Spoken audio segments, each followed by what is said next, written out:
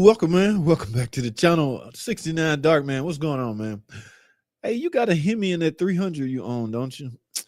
Well, yeah, but that's an older gen model, okay?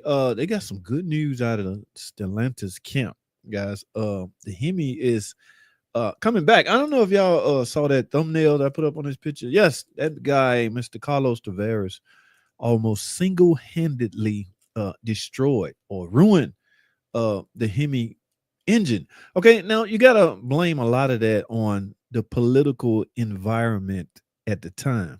Okay, yes, there was one candidate running on EV mandates and one candidate running on get what you really want, get what you want. Okay, there shouldn't be no mandates. Should nobody be able to make you do something you don't want to do?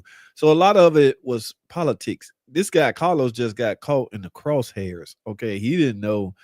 I mean, he had to go with wherever the winds was blowing, the political winds. He had to whatever. Hey, this is what we doing. This is what we doing. Okay, all right. Unfortunately, that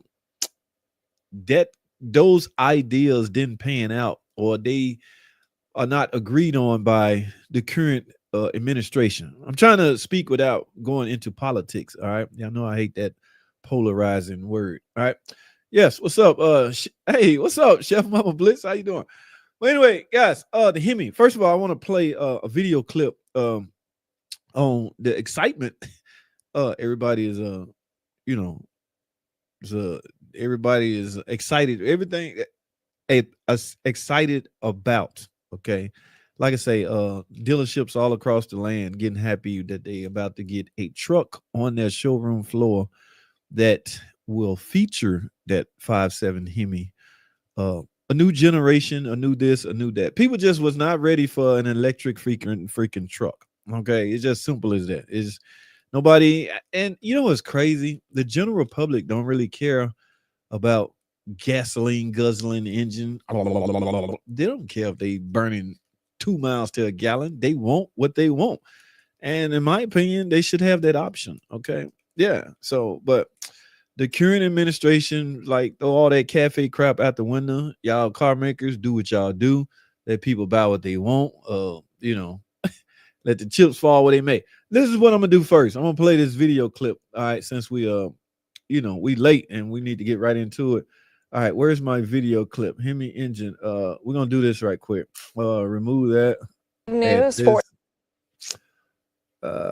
after announcing the Hemi engine is let's do this. Big news for Stellantis. After announcing the Hemi engine is back, the company is seeing a massive amount of orders for the Ram truck equipped with that engine. How this move could boost the local economy. Yes, we're told within 24 hours of the company announcing the Hemi engine is back, it received more than 10,000 orders of Ram pickup trucks. Automotive experts I spoke with say this could be the boost the company needs in light of its recent struggles.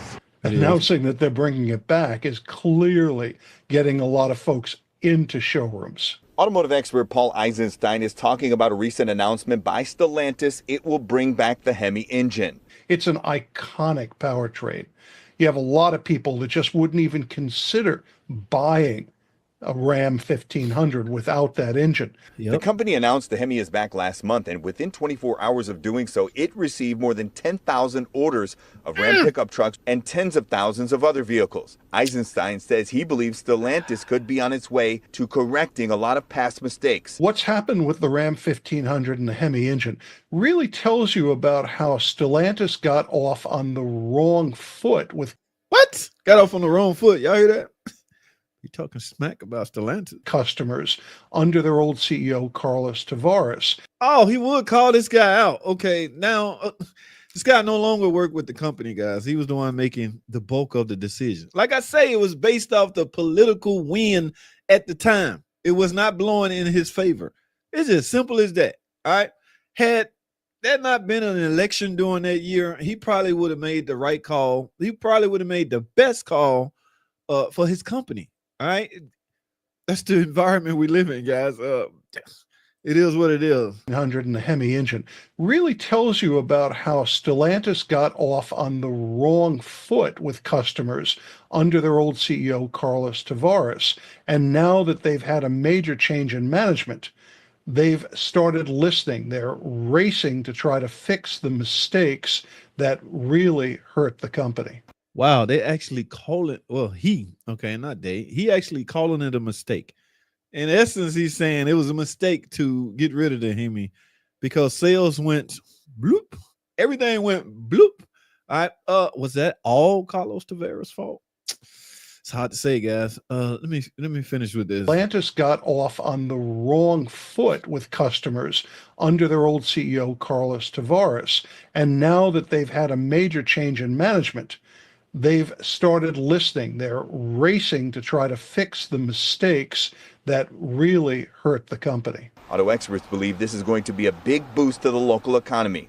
I think they're going to be winding up spending an awful lot of overtime in the plant trying to catch up with all the demand for this Hemi engine.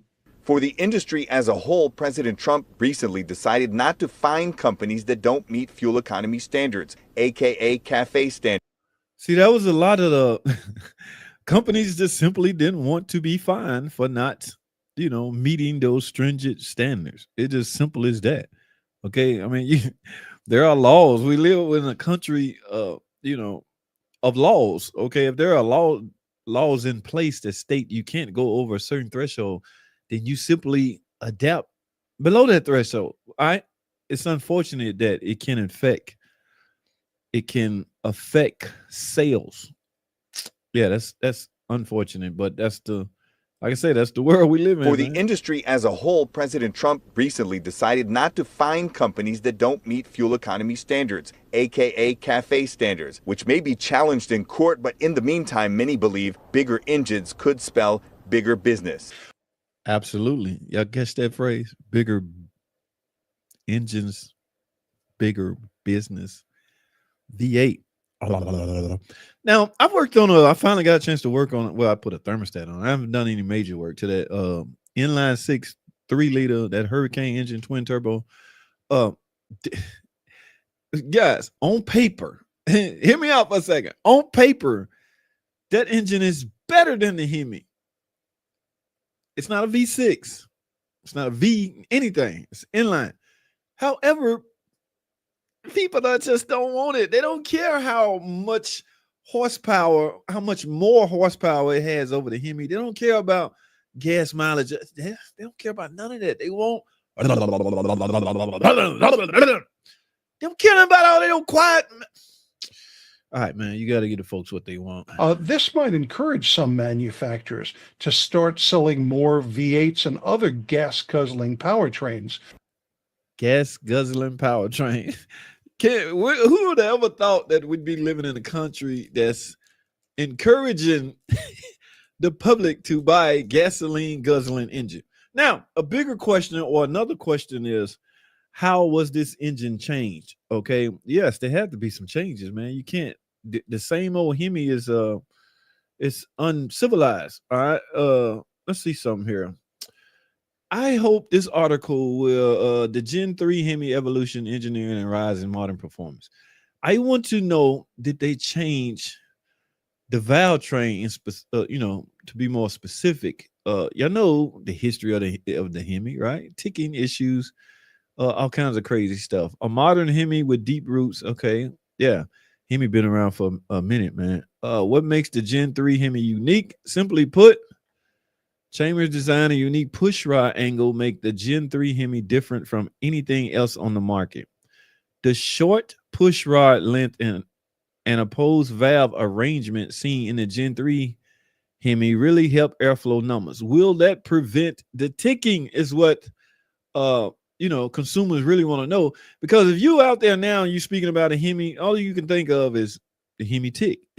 They done lock those two words up together as if they go together. Wait a minute, they don't go together, man. People just all right. Indeed, even stock Eagle and Hellcat heads flow well over 320 CFM at 0.500 lift. Factory castings are often described as LS7 level. I want to see block architect choosing the right foundation. Man, what was changed as far as the valve train? Need to bring back the regular cab while they're at it. You can't afford the car or gas now. Dar Hemi, you just heard them say the showroom for to be full. So somebody hoarding money. Somebody got some money somewhere. Been around since the early 50s for Mopar. Gen 3 Hemi camshaft lifter problems. That's what I'm trying to find out, Mario Oliver, as far as what up, JT? Walter, what's going on, man? Bring loan. What's up, Sharp Audio? Long time no talk. What's going on, man? How you been? The Hemi, that's the block.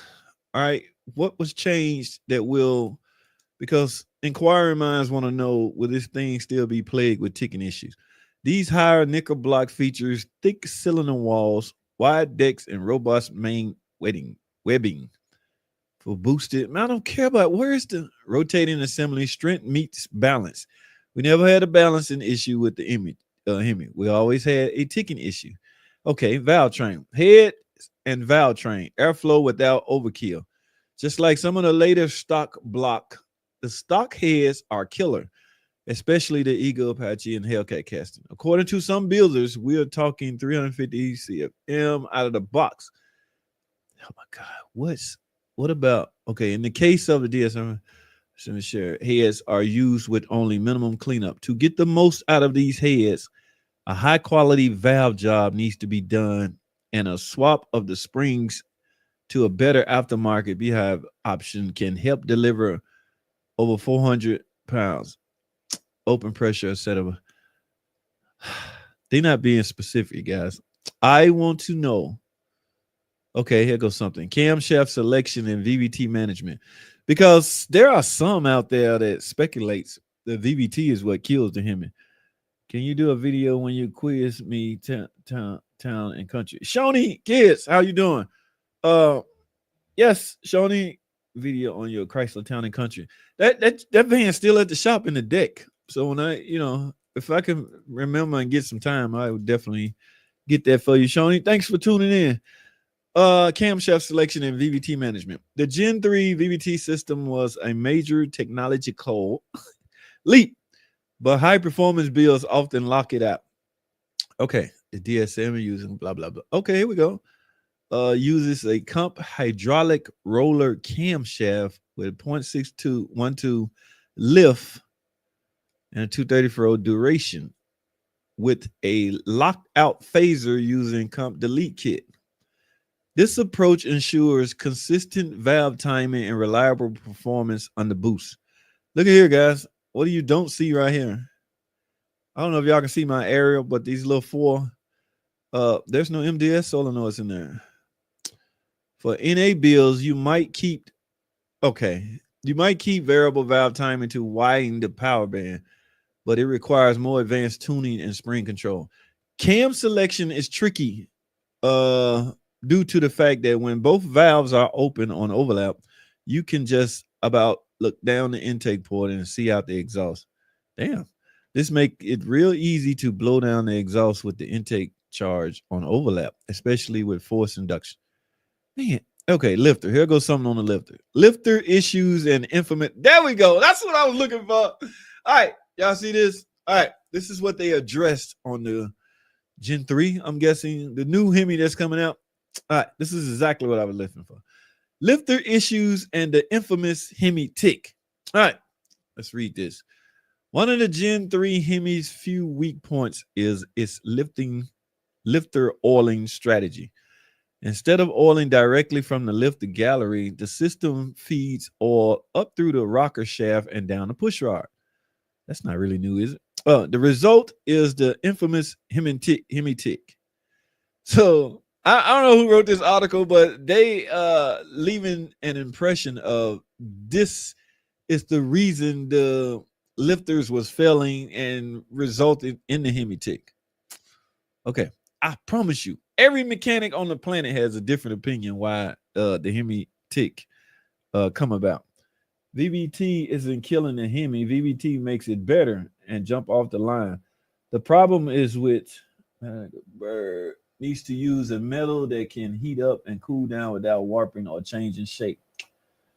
Is that my buddy? You changed name again. Damn.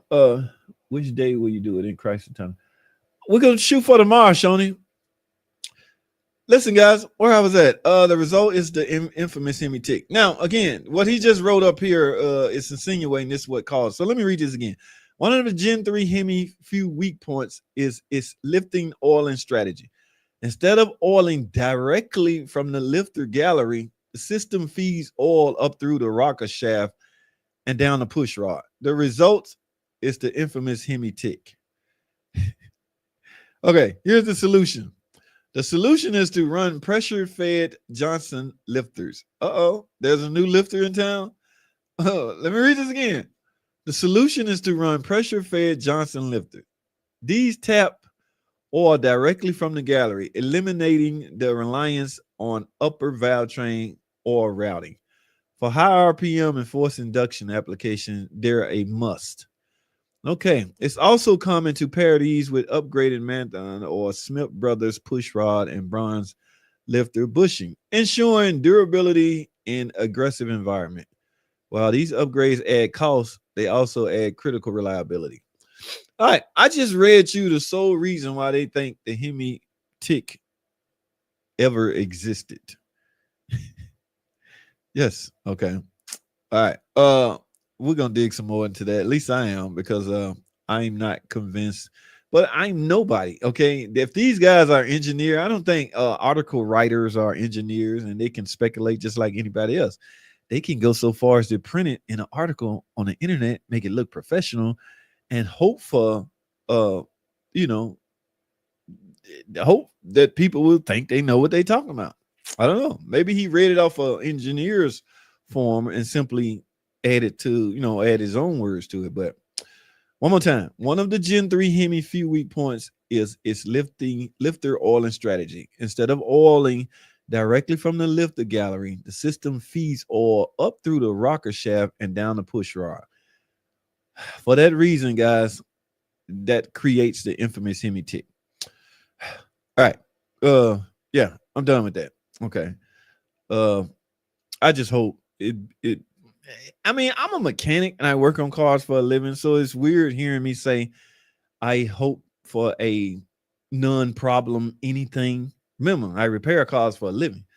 But at some point, you know what I'm saying, the Hemi done went through enough. The Pentastar got brutally beat up by, some of the problems it had. But you know what I'm saying? So I'll be careful with what I say. I don't want to offend the mechanics, and I definitely don't want to offend the car makers. Aftermarket growth of what's still missing. So there you have it, guys. I'm not gonna dwell on this too long. The VVT is a good idea, but the rollers were crap. I just named off what did I just read? They getting these parts from. Let me go back to that, and then we're gonna wrap this up. Oiling system consideration, boost strategy. Okay, it's also common to pair these with upgraded Marathon or Smith Brother push rod. So will Mopar grab these parts and simply put their emblem on the box and call them Mopar? Guys, I know some of my videos are a little confusing. Yes, I am aware that Mopar don't freaking make parts. Okay, I mean, God, some of the things y'all believe is like, oh my God. JT, there's only 3 companies in the world that make batteries. You stupid, bro. You cannot, with good conscience, believe that I don't know some of the things I act like I don't know. Okay, I mean, okay, all right, yes. No, Mopar don't make parts to an extent. So the parts that they really will be using, and it looks like this company got that contract or whatever to produce lifters and rockers for this vehicle. Let me read this again. It's also common to pair these with upgraded Marathon or Smith Brothers push rods and bronze lifter bushings, ensuring durability in aggressive environment. While these upgrades add cost, they also add critical liability. So what are your goal here, people? Are you interested in reliability, or I mean, cost matters, but for the most part, just add the cost in. I think people will be all right with paying a little extra for a little extra reliability. Don't y'all agree? Yeah. The Gen 3 Hemi loves boost. With its efficient head and stout block, it can handle 10 and 12 psi on stock beach. All right, so yeah, there you have it, man. Did you just say what? It say yo D. What? I can't read that, Shoni. Dang, sounds like that void's the one. Stop letting Chrysler design lifters because they cut corners for money. Toyota found the sweet spot using floating cams. Oh, that's what's up. That's what's up. All right. But they don't come without issues. I mean, Toyota, that is. They having some engine issues over there too. I don't know what engine because I don't keep up in the political side of it. But yeah, somebody they got somebody on the case as far as this valve train setup. My guy. Did you just say you do the Chrysler Town and Country video tomorrow? That will make my day.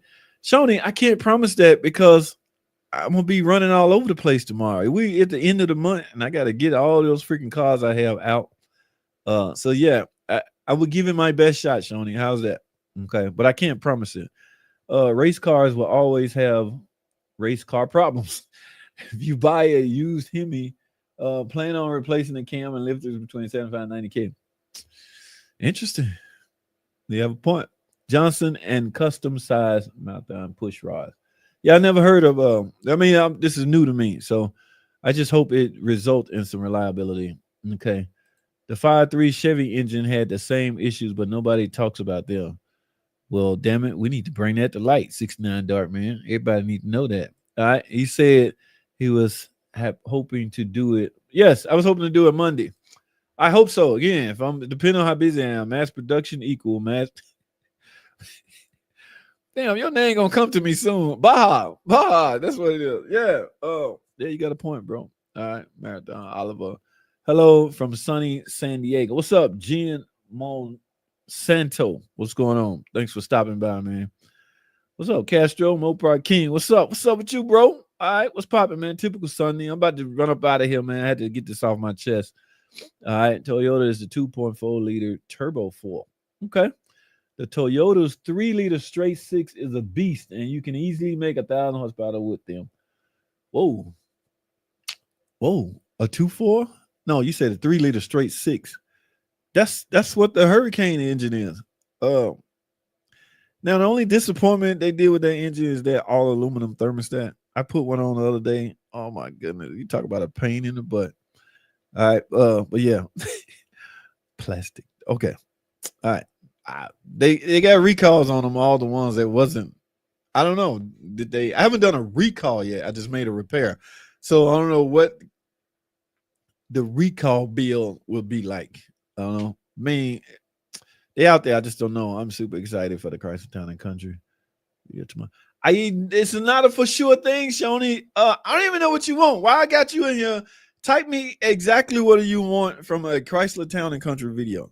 Hurry up and type that out for me so I can get a pretty good idea of what I'm going to be talking about. I can't show.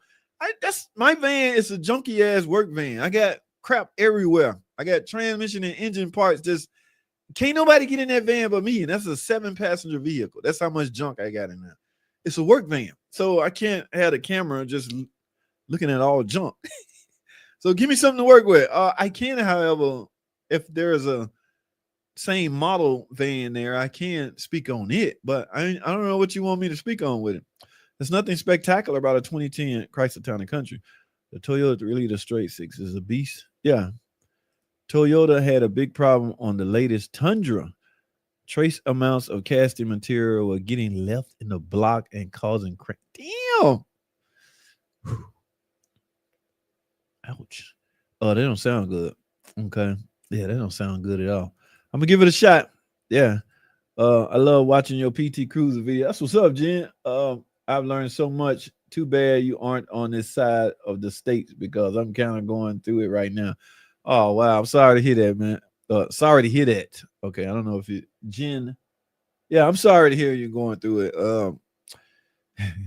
Yeah, the amount of people that's willing to work on those things are going down because they so high risk. Every repair on those are high risk. And some of them, especially 06 and up, require a good scan tool in order to properly diagnose. Yeah, it's unfortunate, but that's the case. If you thermal control valve body is made by Hitachi, guaranteed to fail. Everyone is having problems with their parts. Yes, I'm glad you highlighted that point because it's not just one car company. Okay, I want to see the radio in the Questonic in the Chrysler.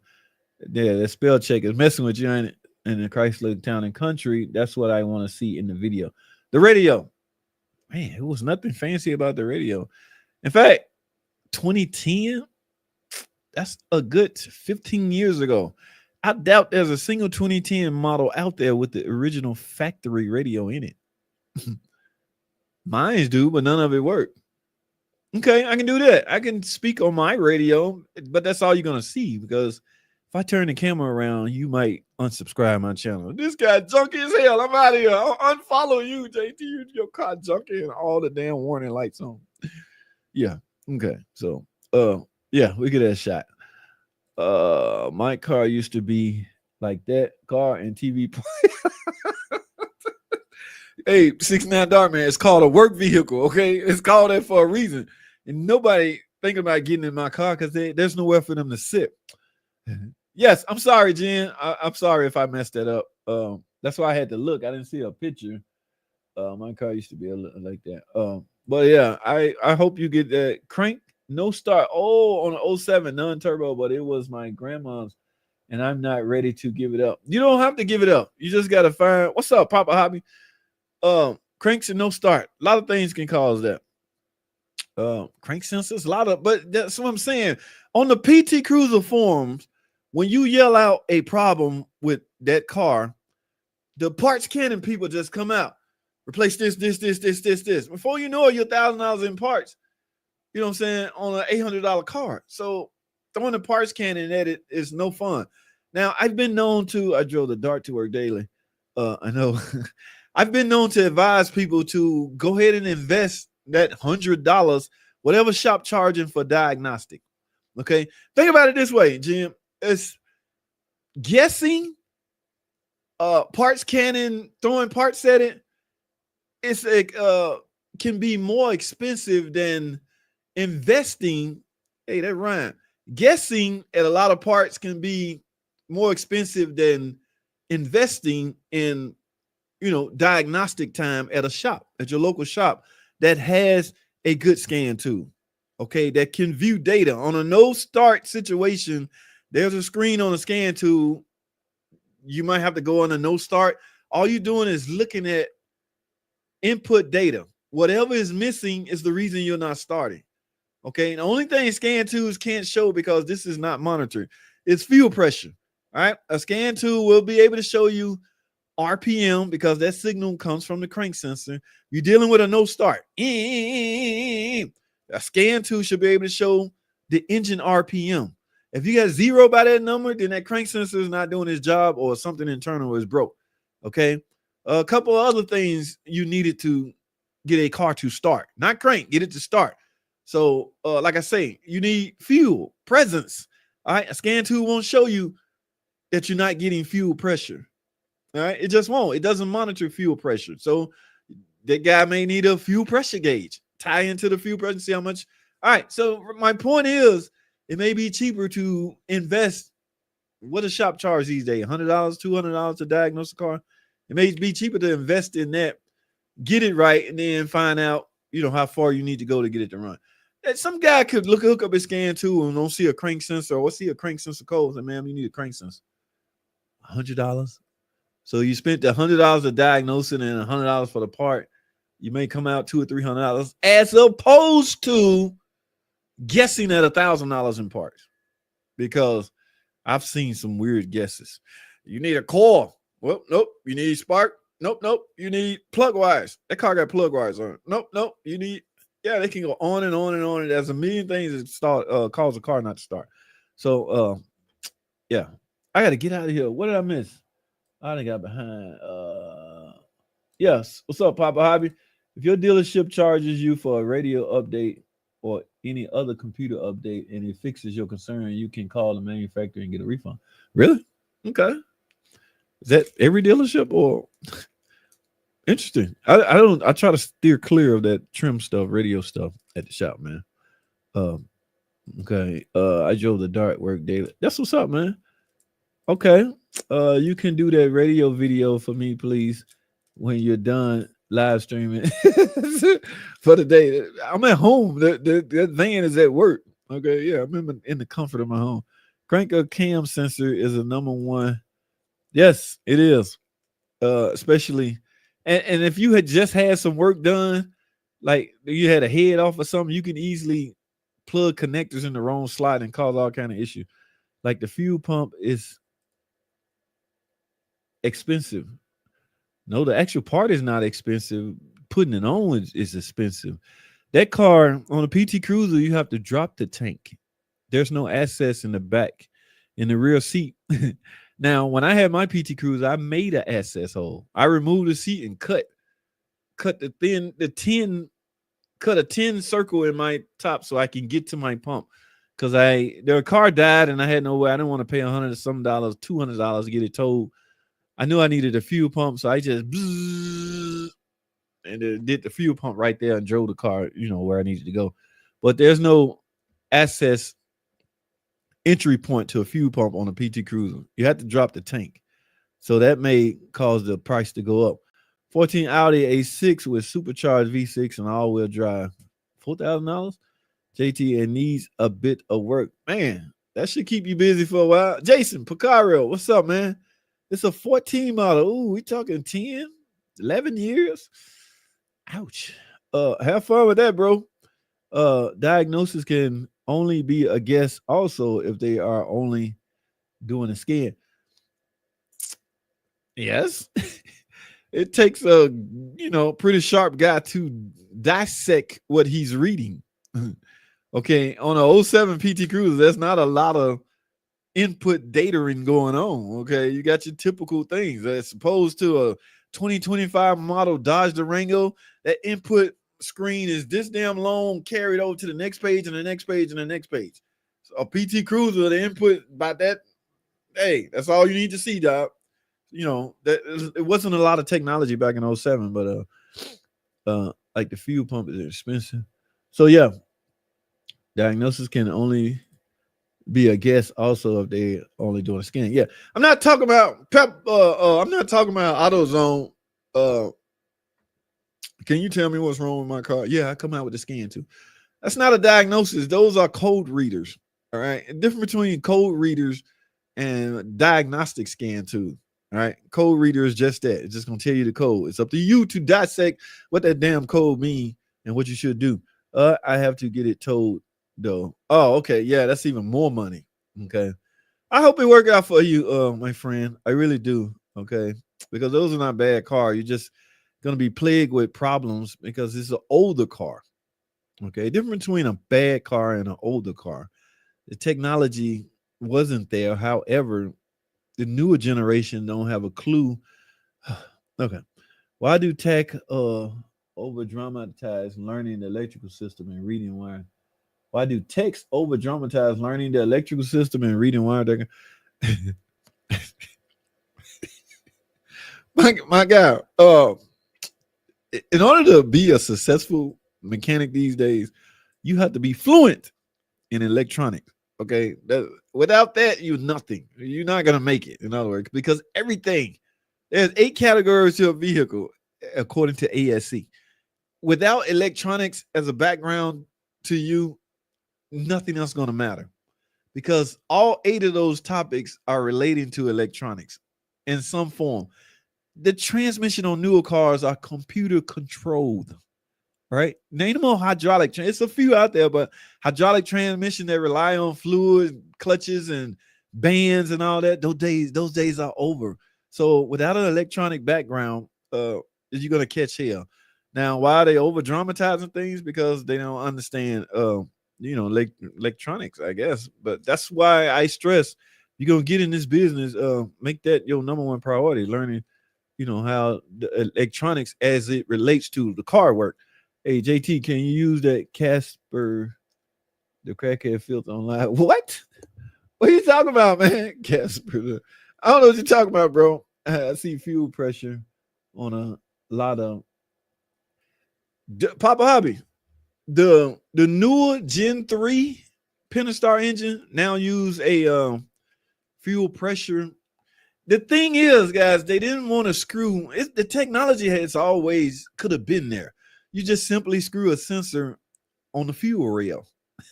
All right. That signal will convert by binary codes. It will convert that pressure reading into numbers. That's how the computer will read it. It has to be converted to numbers or whatever. And go from there. So it know how to tell 40 psi pressure, all right, based off some calculation and some conversion. So if it drops down to 20 psi pressure, bing, checking the light, come on. They could have it programmed that way. All right, but they didn't because they feared safety. All right, it was a safety issue. You start screwing sensors into like an oil pressure sensor screwed into the block. If you start screwing sensors into a fuel rail, do you know how much liability a car company could be under?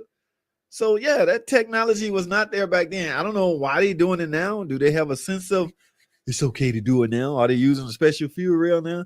Yeah, but all the Gen 3 Pentastars, you can read not so much fuel pressure. I mean, it's tricky how it works now, but you will get a sense of what's going on. Last month I had a customer shotgun $1,000 worth of parts at a rough idle and acceleration concern. Discovered rodents had eaten the engine wiring but didn't cut the wire off. Wow, throwed a lot of parts at it. The one of the codes you would get on an open circuit is, what is it, volts high? If you just say you unplug a sensor and you look at your code reader, you might see something like volts high. When you take ground away from the volt spikes, and you may the computer can read that and might set you a code. So if these people had like codes like that, yeah, how is hard part? I don't know, man. It's tricky, man. Diagnosing new cars is trickier and trickier, but we so replacing parts prone to where we tend to lose sight. We tend to lose sight of what we're doing. Can you do a scan to video tomorrow? I would try, Shoni. I would do that. But again, no promises, okay? I'm gonna give it my best shot if I got time. Only bad part is a female. Only bad part is as a female, these shops they do take advantage of me. That's why I'm trying to learn. Yes, they do, but only so much you can do from a knowledge standpoint. Even if you know what's going on, it's still gonna take some type of physical activity to get it repaired. For instance, let's say if you need a fuel pump. Just say if you good enough or you had finally garnered enough information to you're now convinced your problem is a fuel pump. Yeah, it's going to take some labor to get that done. So, but yeah, I applaud you trying to learn as much as you can about that vehicle. But like I say, a lot of it on the repair side may give you some trouble because it's going to require, some labor, some hard labor. The sensors can be bought cheap. If you don't, you're talking about yeah, but are they good? I mean, when it comes to sensors such as ignition sensors, cam sensor, crank sensor, O2 sensors, in my opinion, should all be OEM. That's just my opinion. All right, what's up, Alonzo Johnson? I learned how to bleed my brakes. That's what's up. Thermostat, oil change, and more. That's what's up. Oh, that's what I'm talking about, Jen. Yes, I appreciate you tuning in, my friend. I really do. Okay. Flow charts are valuable in that. Yes, it is. Very. Okay. Got a crank sensor when I had to get the timing belt done. Okay, so you already got a crank sensor on. So yeah, like I said, they need to look at input data and see what you're not getting. From there, they probably can tell timing belt done. Okay. And make sure the core connector is plugged in the core connector. The core connector and the camshaft sensor has used the same connector, and it's easy to switch them up. Especially if somebody did a valve cover or a cylinder head. I saw that countless times when I was a mechanic, and I held that information to myself because it made no sense to display that. Now I don't see that vehicle anymore. So I think the public need to know any kind of secret I have on any kind of old car repair. I make a video on it, but I can earn revenue that way. I'm never going to see the car again. It costs upwards of $200 to $250 for us to diagnose your car. Could you imagine an 04 PT Cruiser coming into the shop? You just totaled that car, depending on, how much it's worth, of course. But, and I ain't trying to belittle a 2004 PT Cruiser, but I'm just saying, at that amount, you just totaled the car. So we don't see that anymore. And I get why. But yeah, for the most part, I just start telling just y'all, especially the one with the oil sending unit or the oil light flicker. I'm just, hey man, if I know, I'm gonna let you know via video. Had a Jeep Wrangler EV model come in last week. Bro, I hate those EV engines. Bro, I hate those. I hate the hybrid vans. I hate all of them. But they was put in front of me, so I got to deal with them. I have the whole almost 3,000 repair million. Okay. Utilize it, my friend. Cam sensor is super easy on the top drivers. Yes, the cam sensor is easy. Very easy to replace. 2 screws. Jason, wiring diagram have numbers to follow from page to page. Sometimes the numbers will change. That's difficult for a lot of people to understand. Lines without a dot don't go together. Yeah, if you can get your hands on a diagram, you did good. The little scan tool I got has green or red badges to make it simple. Green, all system good. Red, something has a problem. All right, that's interesting. Show me your scan. What? To scan to. You want to see my scan too? Show me your flu. What are we talking about, Shoni? Show you my flu. JT just messing with you, bro. Much love. That's what's up. That's what's up. Thanks for stopping by, man. Brother, realize. What's up? Respect. Yes, absolutely. Show you my scan too. I'll show you tomorrow, Shoni. Lost communication, very possible. Open circuits would be an open circuit. Low would be a short to something. This guy had no codes. Damn. So the rodents chewed into it and caused the open circuit, but you didn't get any open circuit code. Wow, that's crazy. Yeah, that would throw a mechanic, into chaos. Loophole. And if the cam sensor is bad, you can try unplugging it. Might start. Yes, damn good point. 69 Dark Man. It will go into default. It will go into a default state, and right, it would take longer to crank. But if it crank, then yeah. Now that says a couple of other things, that your engine is out of time too. That can also be interpreted as that. But damn good point. 69 Dark Man. Just saw your Grand Caravan door lock actuator video. Thanks. Here is Johnny. Yeah, you talking about the one that sees up that lock actuator. Johnny, if your van is a 2015 model and you 2015 and 16 and you under 150,000 miles, that thing is covered under warranty. They extended the warranty. Remember, you got to be under 150,000 miles in a 15, 16 model. But if not, you have to, it's the buck's on you. The problem is on you. But yeah, that video doing very well. Thanks for watching, man. Good call. My Chrysler Voyager wheelchair accessible van kneeling chain is broken. Wheelchair accessible van kneeling chain is broken. I don't know, Shoni. I have to see it. I don't know what we're talking about. Yeah, I don't know. I think Mary Obama is related. All right, she's gonna be joining him real soon if she don't tighten up. All right, the good news for her, she got time to recover. I'm buying a 2011 350 that has 200K on it. Okay. All right, that's what's up. Guys, I gotta go. I didn't know it was this late. Let me get out of here. I appreciate y'all tuning in, man. Thanks for watching.